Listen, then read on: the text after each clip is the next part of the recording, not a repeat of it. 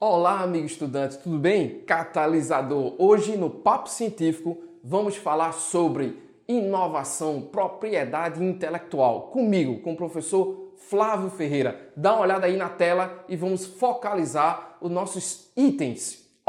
O que é inovação? O que seria inovação?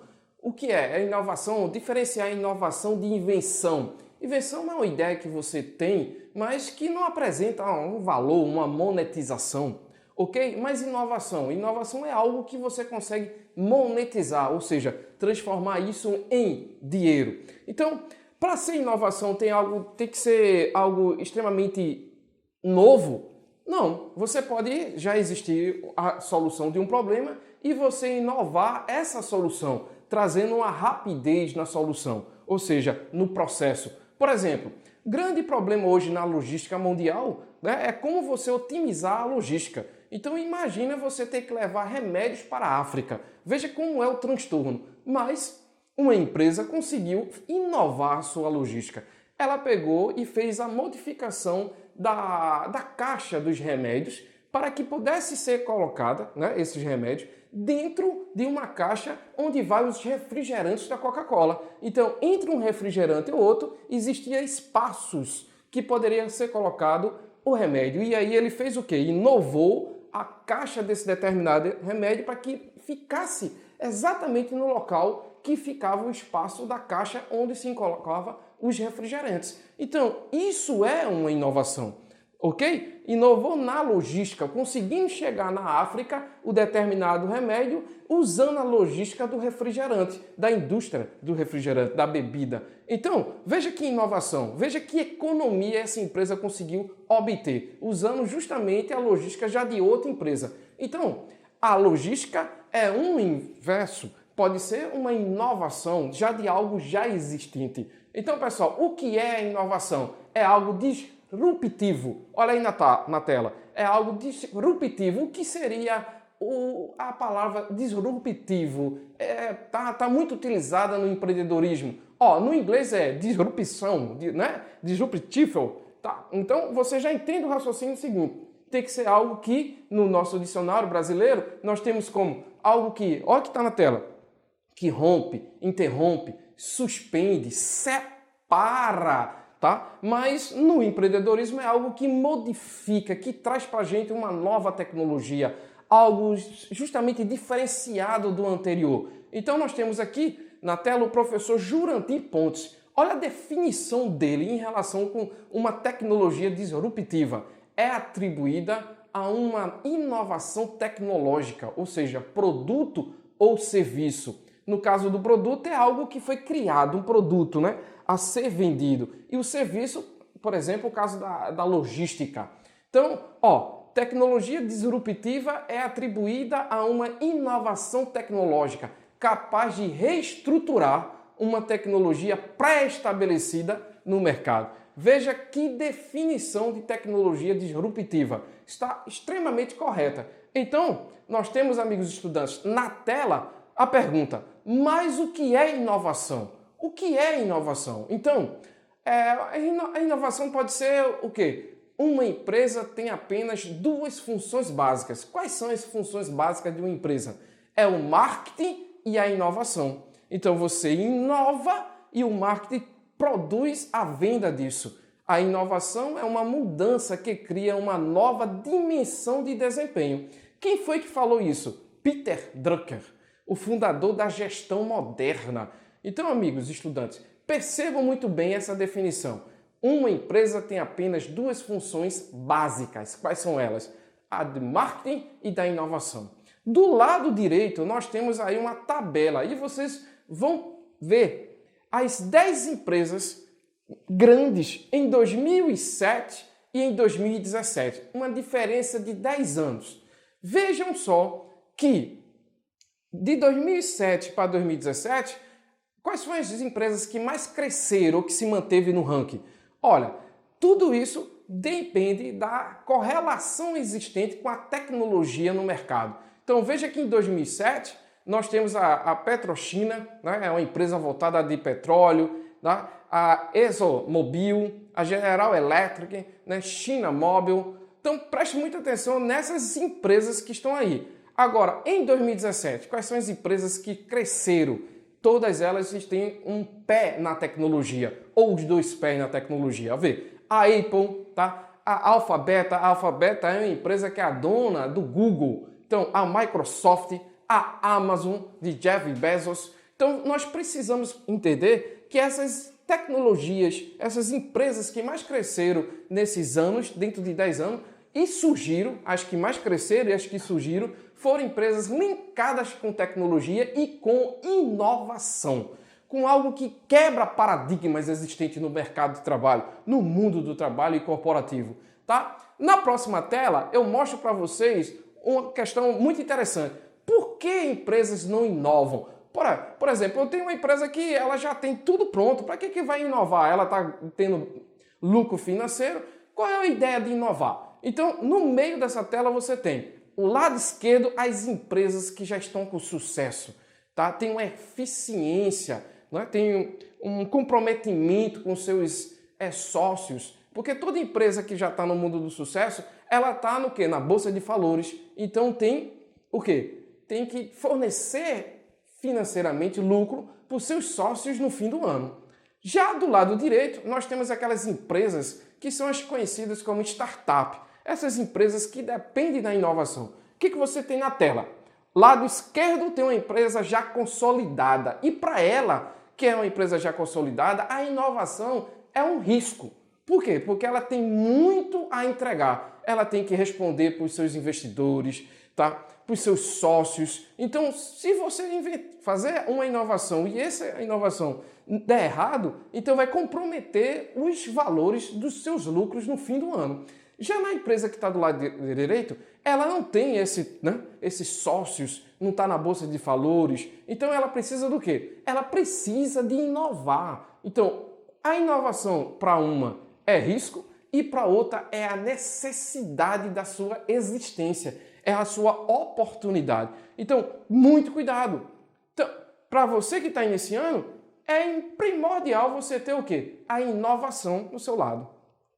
Então nós temos, quais são os 3 princípios da inovação? Nós temos o seguinte, o poder científico, tá? Na tela está aí para gente. O poder científico, obter evidências empíricas e mensuráveis. É o quê? A hipótese leva ao experimento, o experimento leva ao levantamento de dados e esses dados estudados, você tem um aprendizado e posteriormente você vem para a ação deles. Então, esse é um dos princípios científicos. O próximo princípio é ser enxuto, eliminar o desperdício, concentrar-se na criação de valor. Dê uma olhada na tela. Então, o que significa isso? O que os clientes estariam dispostos a pagar? Você quer inventar algo que é disruptivo, tá? Vai quebrar paradigmas? Tem que ser científico e enxuto. Como científico? Obter evidências empíricas e mensuráveis. Enxuto como? Você tem uma clientela que vai pagar por esse processo, por essa sua invenção, essa sua ideia. E terceiro princípio tem que ser ágil. Construir um ciclo em ciclo iterativos. Iterativos, você e o produto, tá? Incrementais, ou seja, conjunto mínimo de trabalho para validar uma hipótese. Então nós temos os 3 princípios da inovação.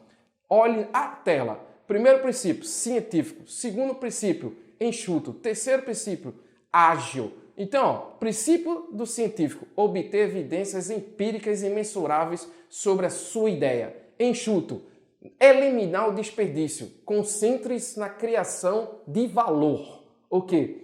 Existem pessoas, clientes dispostos a pagar essa sua ideia.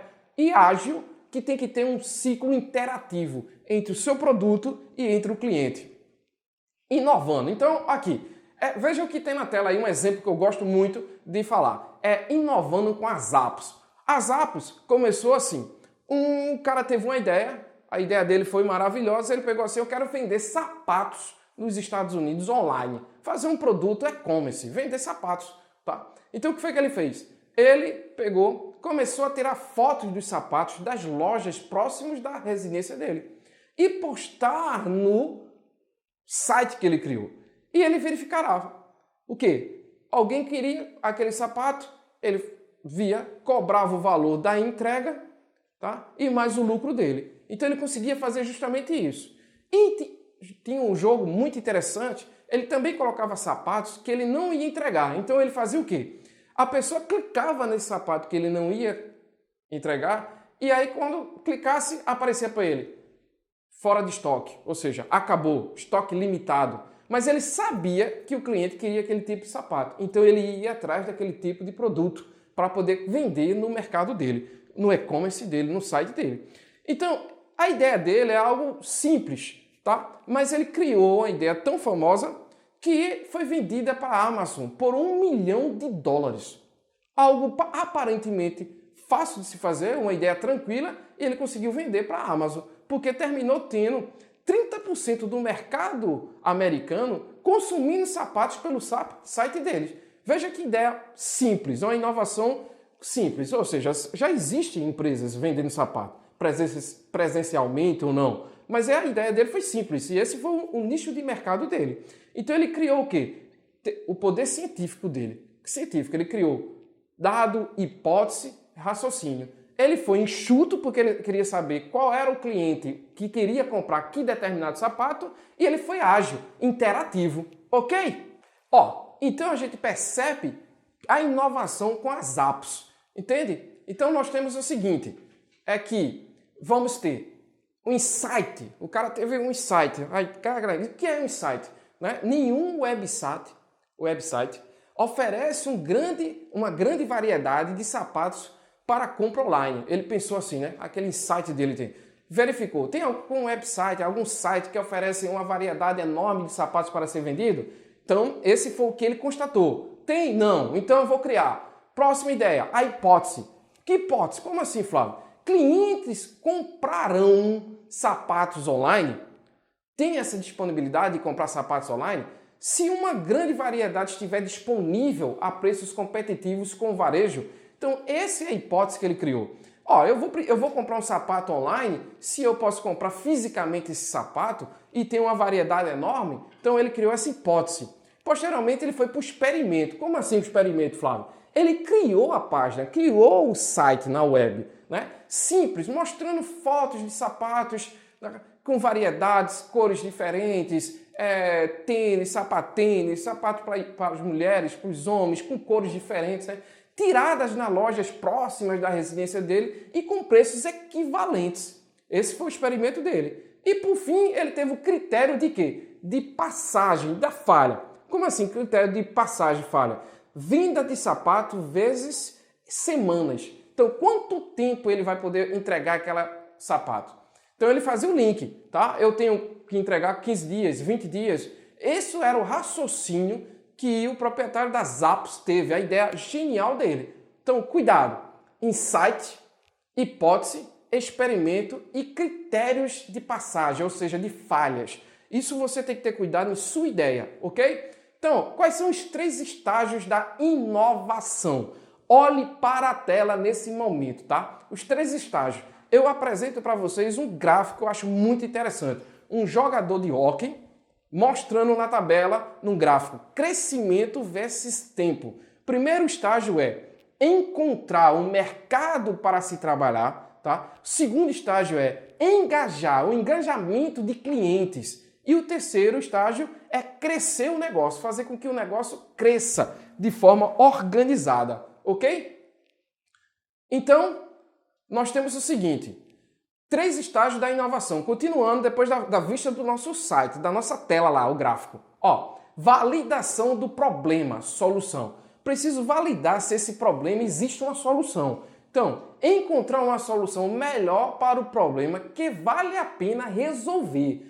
Como assim, Flávio? Olha, eu jamais montaria uma empresa de aviação. Todo mundo precisa de avião? Sim, precisa. Mas é um mercado muito difícil de se ganhar dinheiro, muito problemático. Então eu não entraria num negócio que era para justamente ter uma empresa de aviação. Não. Então, todo mundo necessita de avião? Sim. Mas é rentável financeiramente essa solução? Vale a pena tanto gasto de trabalho, dedicado horas e horas de estudos? Então você precisa fazer isso, que é justamente problema-solução, encontrar uma solução melhor para o problema que vale a pena ser resolvido, ok? Então, o segundo é compatibilidade, ou seja, produto e mercado. Será que o produto que você está pondo no mercado é compatível com ele, ou seja, com o mercado? Engajar os clientes com um produto que satisfaz as necessidades deles. Então, como assim? Exemplo, existem vários alimentos no mercado de trabalho na fitness, você quer ficar fitness, quer perder a barriga, tem vários. Vê qual é a jogada interessante. Tem alguma que seja uma refeição? Ou seja, como assim, Flávio, uma refeição? Você tem vários suplementos para ficar forte, para perder a gordura, mas refeição, que você tem, por exemplo, uma refeição perfeita com todos os ingredientes, né, vitaminas, é o quê? Um arroz, feijão e a carne. Tem todos os ingredientes necessários para uma refeição completa. Então, imagina você colocando no mercado, tá, dos business, que é justamente dos negócios, uma refeição que possa substituir o seu almoço, o seu café da manhã e sua janta, tá? E essa refeição seja uma refeição que regulariza os seus problemas de taxas de glicose, triglicerídeos, né? E você perde a barriga. Veja que sacada!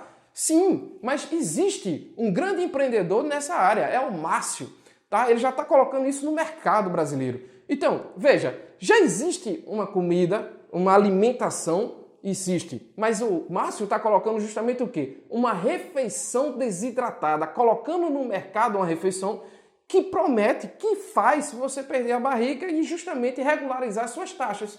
Então veja que chocado. Então ele tem justamente a compatibilidade do produto com o mercado. Existe um mercado necessitando de uma refeição rápida, por conta da correria do dia a dia. E existe um mercado precisando de regularizar suas taxas. Nós temos hoje um problema terrível, que é a doença do diabetes. Então imagine esse foco, essa população, conseguindo absorver justamente essa refeição e regularizando as suas taxas.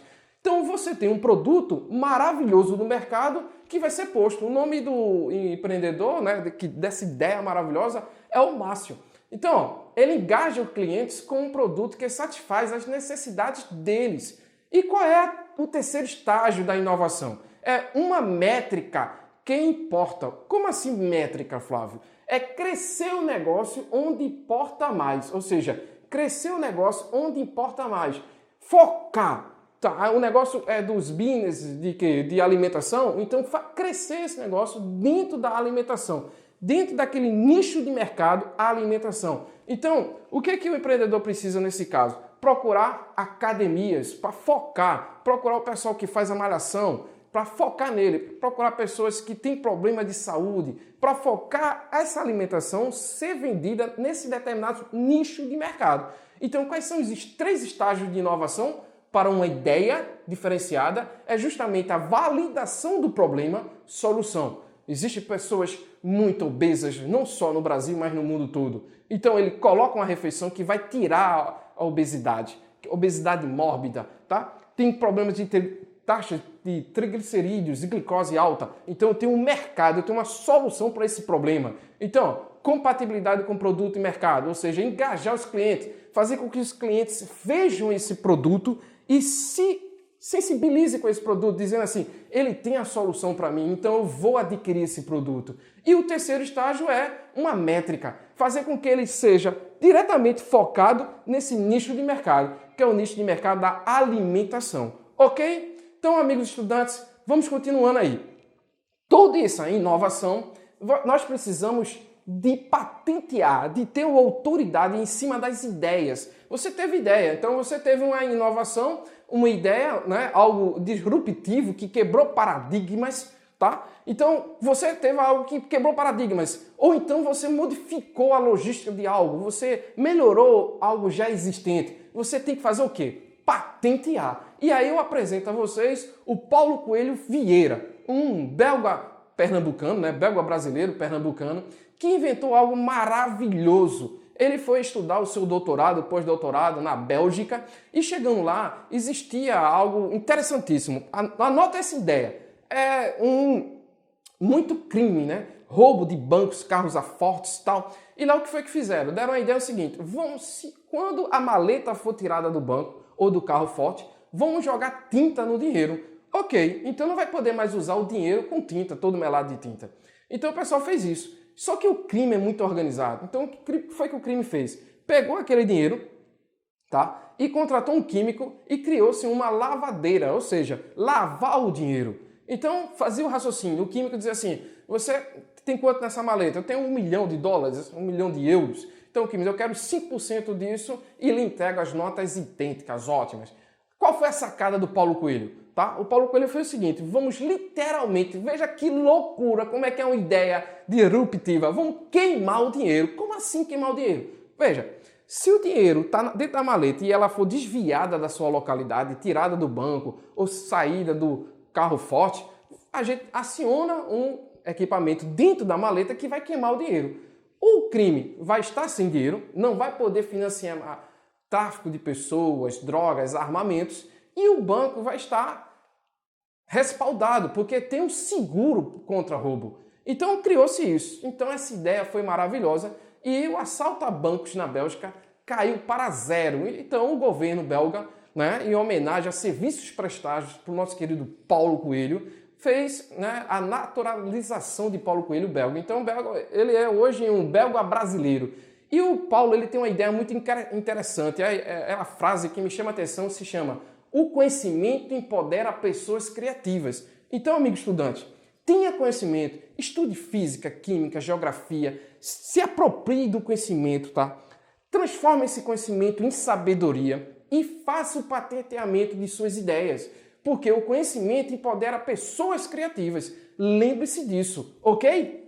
Então, o que foi que Paulo fez? Criou essa tecnologia e ele disse assim, então a gente tem que fazer com que as pessoas no mundo patenteiem ideias de uma maneira mais criativa, com facilidade, com uma metodologia muito interessante. Então, eu particularmente, quando eu fui patentear o meu projeto, procurei escritórios de jurídicos, tal, eles me cobraram, sabe, R$30 mil, R$50 mil para patentear uma ideia.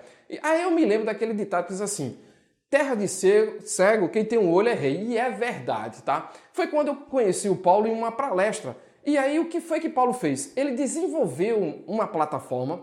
Essa plataforma ensina você, acessando a plataforma, a escrever a sua patente e depositar a patente. Aqui no Brasil, a patente depositada custa apenas R$70. Você pode depositar pela plataforma nos Estados Unidos e na Europa. Veja que algo maravilhoso. Então, pega a sua ideia, patenteie, algo simples, é importantíssimo, porque alguém pode ver a sua ideia e criar a ideia e postar.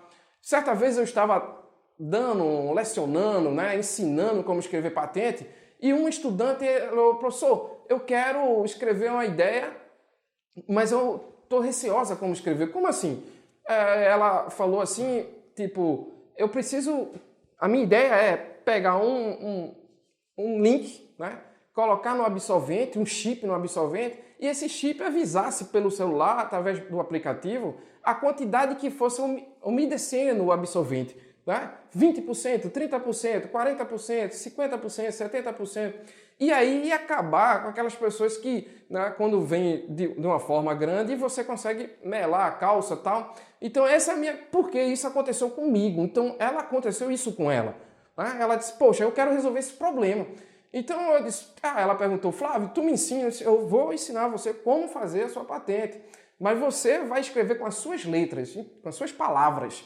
Então ela foi na frente do computador, eu orientando, ela escreveu e deu a entrada na patente. Era o quê? Então, todas as mulheres usam absorvente, mas qual era a ideia dela? A preocupação era aquelas que vêm com um ciclo muito grande, né? E teria um chip que avisava quando precisasse, né, trocar o absorvente, tá? E você não ia passar mais problemas por vergonha, né? Porque melou a calça, né? Ou a saia, o vestimento que ela estivesse usando. Então ela viu um problema.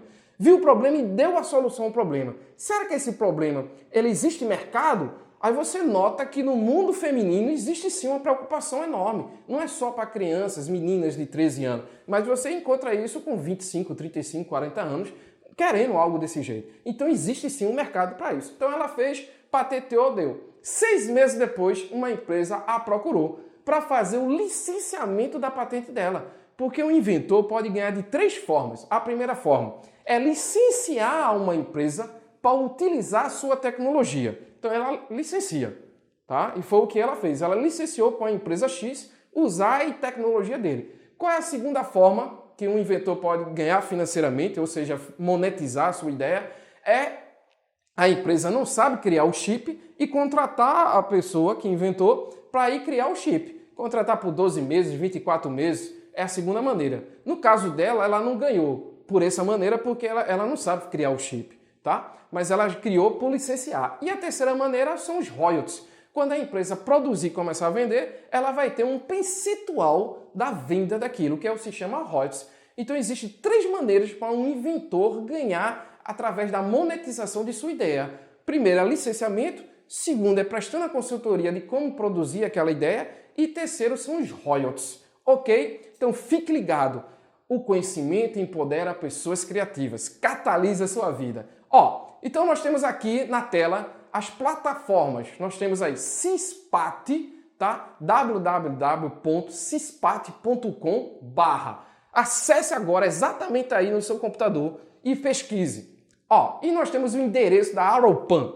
Vamos ver passo a passo. No próximo slide nós temos aí o blog do Syspat, tá? Você vê do seu lado esquerdo da tela o professor Paulo Coelho Vieira, tá? Você vê assim o Centro de Informática da Universidade Federal. Você vê crianças já praticando a produção de ideias, tá? Né? Produção de ideias e patenteando as suas ideias de forma criativas. Não sei se vocês sabem disso, mas todos nós temos uma TV em casa. E sabe quem foi que criou? Foi um jovem de 14 anos que criou a sua TV que está em casa. E hoje nós temos casas com 2, 3 TVs, ok? Então, os computadores, né? A tela do computador é semelhante à tela da TV. Então, pessoal, o que nós temos aqui? No Syspat, nós temos o seguinte no site aí, O que é o Syspat? Você vai ver aí na tela, tá? O que é o Syspat? Vai ver assim, apresentações do Syspat, aplicativos do Syspat, tá? Você vai ter licenças, o link de licenças, o link de contato, tá? Entrar, cadastrar, você vai ver tudo isso aí de forma gratuita, você acessa o Syspat para ver com maior tranquilidade. Na próxima tela, vocês têm os aplicativos. Quando você acessar a plataforma Syspat, você vai ter os aplicativos. Quais são os aplicativos? Cursos lhe orientando como escrever. Você vai ter a escrita, como deve ser escrita, com que jargão você utiliza. A pesquisa de infração, ou seja, se já existe essas ideias patenteadas, essa que você está querendo patentear, tá? Resolução de infração, se já existe, se já teve algum problema no mercado. E aí tem a maleta aí que se chama o depósito, você depositar a sua ideia. A valorização é nada mais, nada menos que a monetização, ou seja, é a venda da sua ideia, ou a prestação de serviço, o patenteamento, e tem a gestão, você vai fazer a gestão de sua patente ao longo dos anos, ok?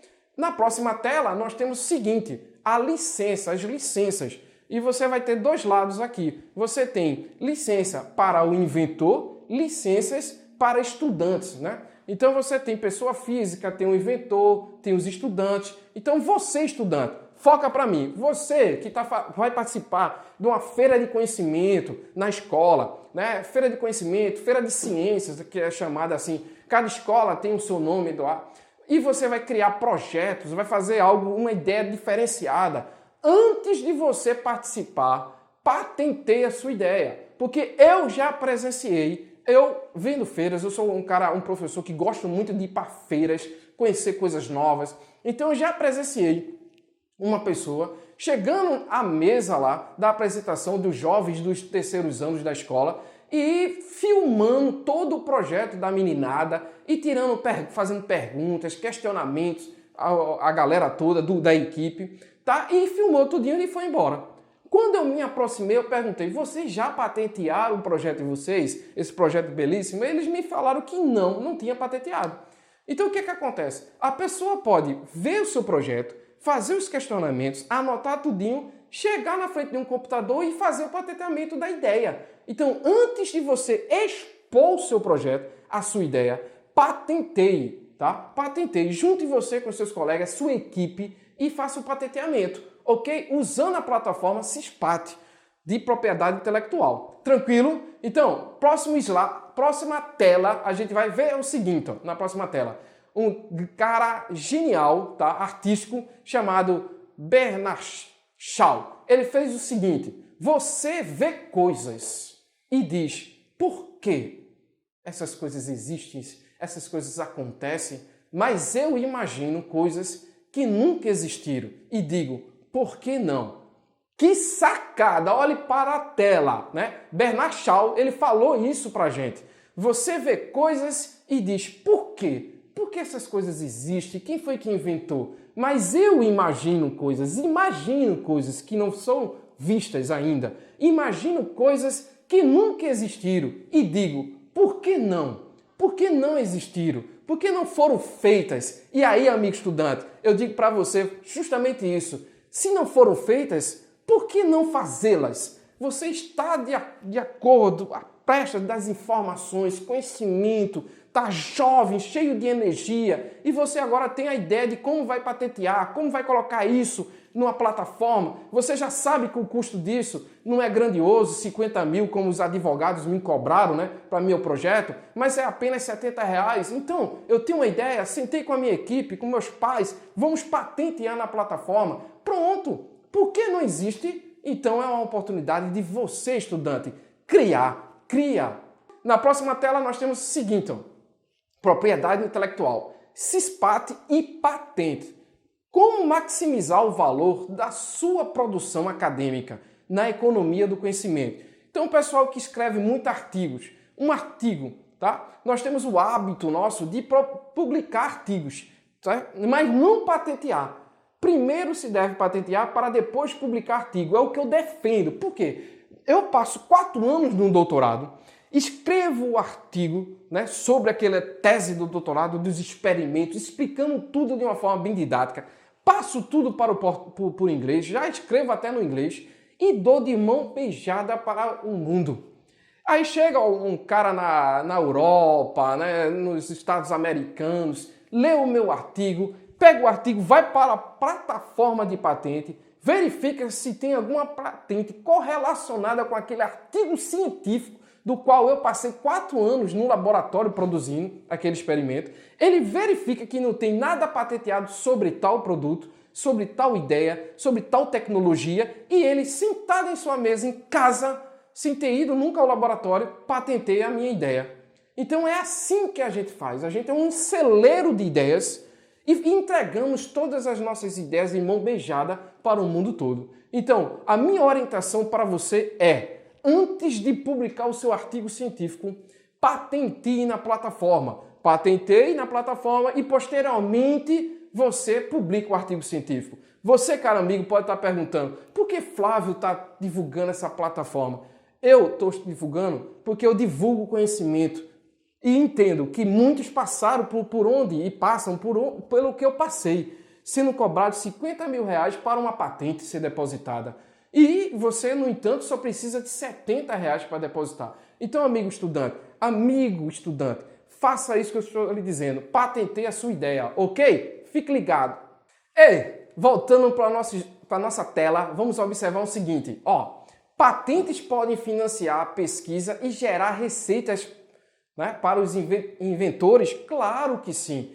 Patente vai formar isso. Você gera pesquisa, você está questionando, fazendo método científico, né, criando hipótese, experimento, pegando os dados, estudando os dados, comprovando a existência daquele método. Então, sim, patentes podem financiar a pesquisa científica e as receitas dos investidores. Claro que sim. Eu já dei ideia várias aqui, né, vários exemplos para vocês. Dei o exemplo do Márcio com a refeição super desidratada dele, a ideia da menina, do absorvente com chip, dei a ideia do menino de 14 anos que fez a sua TV, né, e a nossa TV que a gente usa. Então fique ligado nessas ideias maravilhosas, tá?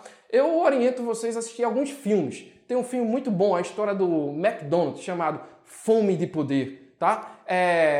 A história sobre o Facebook, chamado A Rede Social, né? Rede Social. Assista esse filme, muitos filmes ótimos para você, sabe, criar ideias sobre o Pandemia, uma história sobre um cara que estava querendo vender absorvente na África. Muito interessante essa história, fato real, ok? Então assista esses filmes aí, eu vou botar uns links de filmes para vocês.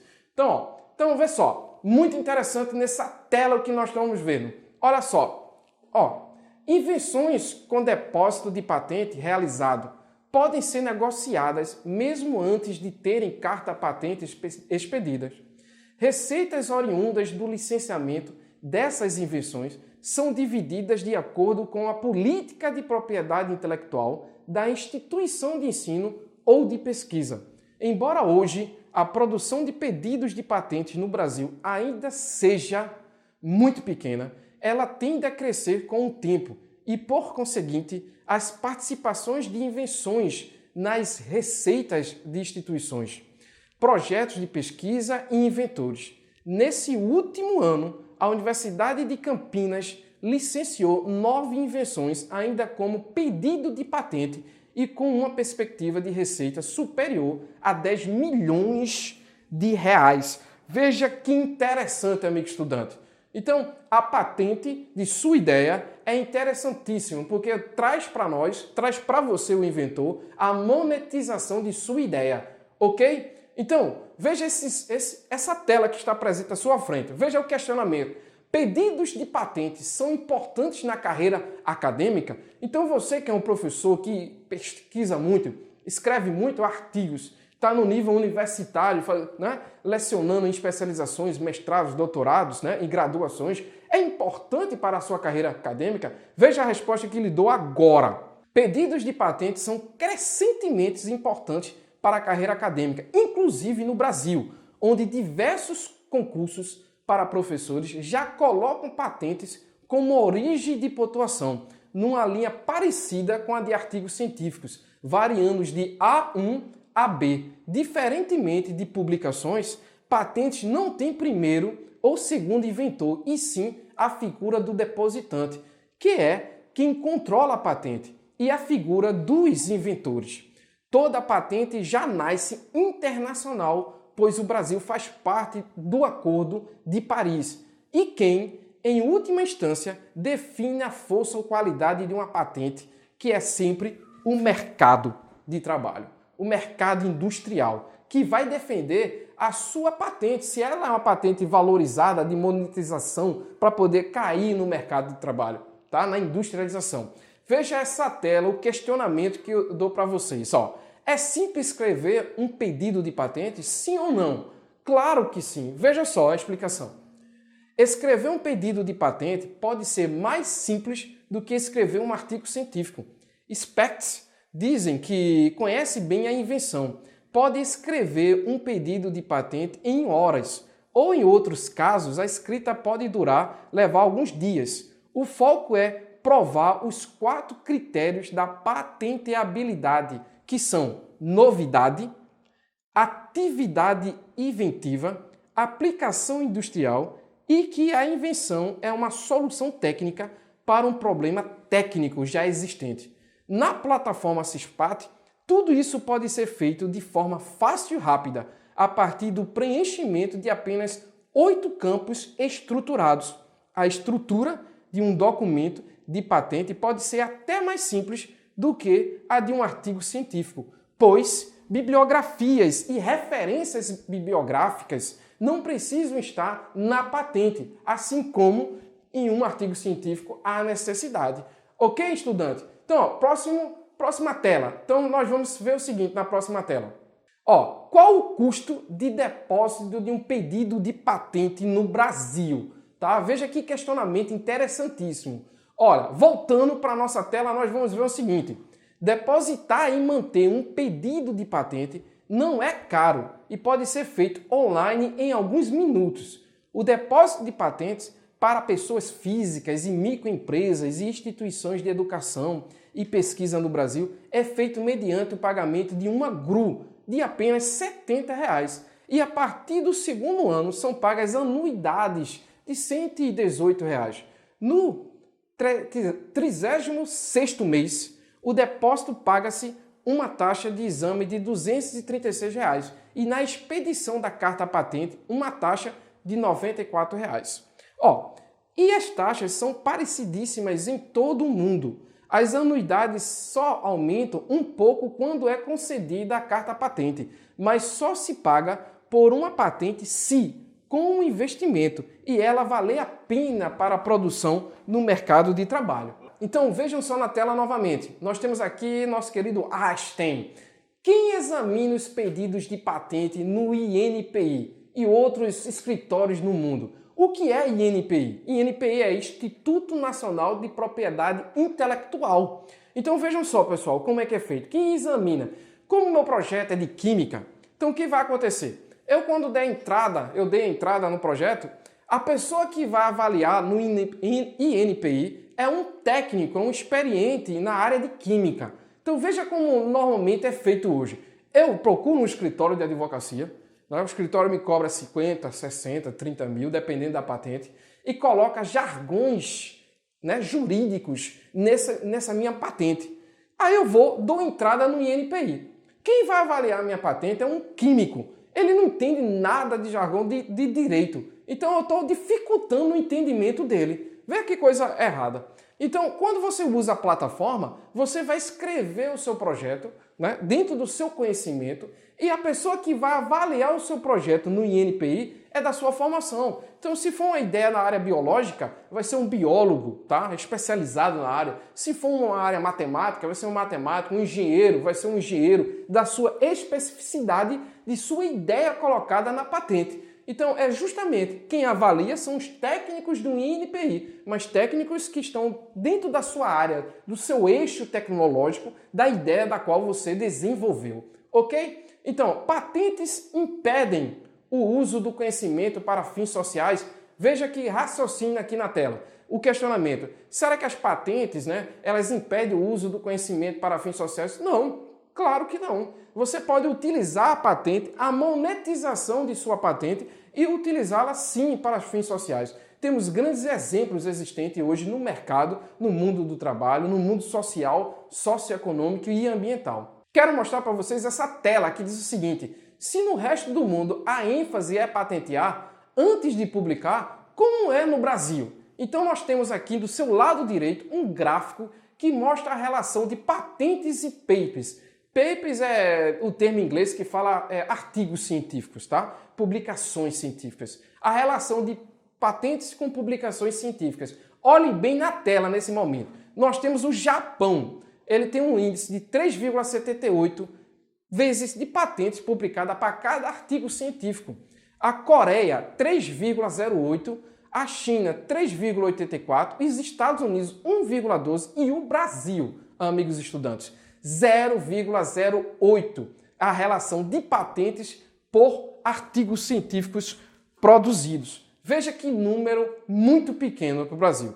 Então, a revolução no Japão ocorreu justamente após a Segunda Guerra Mundial, em 1945, quando o governo jogou a ideia de escrever patentes. O governo barateou, fez com que as empresas fossem sediadas no Japão, todas as empresas fossem para lá, para o Japão. Ao chegar lá, o governo do país deu subsídios para os seus japoneses, as nacionalidades, fizesse o quê? Escrevesse patentes de ideias que fossem surgindo. Então essas pessoas estavam trabalhando no berço, todas as empresas colocaram empresas lá no Japão, então os japoneses trabalhavam nessas empresas, aprendiam novidades, estavam com a cabeça cheia de ideias, cheia de coisas novas, inclusive até oferecia para os seus patrões, para as empresas, eu tenho como melhorar isso aqui, mas aí já tinha um eixo certo, uma logística certa de funcionalidade. O patrão, não pense nisso, tá tudo ok, já tá tudo bem. Aquela ideia que eu falei para vocês lá no início da aula, uma empresa que já está ganhando bem, por que eu vou inovar? Mas aí eu preciso de uma startup, que é fundamental para a startup ter o quê? Inovação diariamente, 24 horas. Então os japoneses começaram a criar. E aí o governo subsidiou. Quem escrevesse patente ia receber um valor. Quem escrevesse patente receberia um valor mensalmente. E aí os japoneses começaram a escrever patentes, depositar patentes. Hoje é o país que mais deposita patentes na face da Terra. Significa que é justamente o crescimento econômico do Japão é dependente dessa área, que é a escrita de patente e o depósito de patente. Então hoje o Japão lidera a economia mundial por conta do conhecimento. Lembre-se o que o professor Paulo Coelho fala. Conhecimento empodera pessoas criativas. E foi o conhecimento que empoderou o Japão. Tá? No próximo item, nós temos o seguinte. É preciso esperar que um pedido de patente vire uma carta patente para se negociar? Não, amigo estudante. Não, querido catalisador. Você deu entrada na patente, tá? Já depositou a patente, você já pode ir para o mercado no mundo industrial e vender a sua patente, licenciar a sua patente, negociar os royalties, já pode fazer isso. Então não há necessidade de esperar a saída da carta patente, ok? Então, nós temos aqui um exemplo, né, do meu projeto desenvolvido, que a gente criou junto com o professor, né, César Dionísio, uma tecnologia, um reator que transforma pneu em combustíveis. Então, a hipótese, eu tenho uma solução para um problema. Qual é o problema?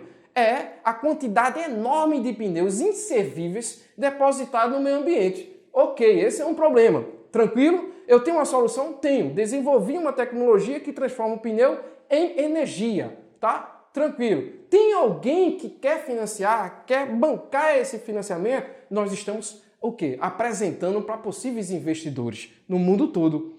Então nós temos o seguinte, pneus, vocês sabem, é grande a quantidade de pneus. Na nossa tecnologia, o pneu, né, na logística, no fluxograma do nosso projeto, o pneu ele é triturado, tá? Ele é retirado da borracha é retirado justamente o arame, o aço do pneu e é vendido no mercado para a indústria metalúrgica, tá? Então o pneu entra em um reator. Nesse reator, o pneu é pirolizado, tá? Ele passa por um processo de derretimento que vai formar um negro de fumo, um negro pó, né?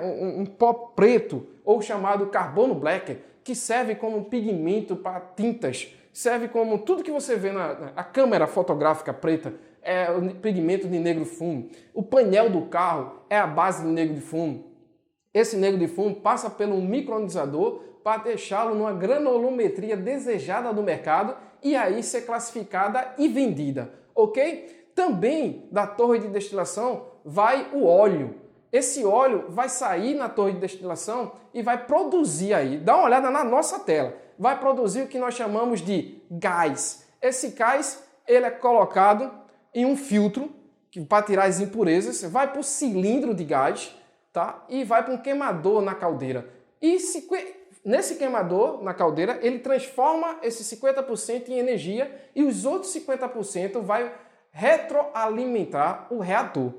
Aí, voltando para a torre de destilação, nela vai sair a gasolina, vai sair o diesel e vai sair o CBO, um óleo utilizado na termoestacionária. Termoestacionária é uma indústria que transforma óleo, né, queima o óleo, o vapor liberado do óleo faz girar as turbinas e transforma em energia elétrica. Ok? Então, esse aí é o fluxograma do projeto de reciclagem de pneus.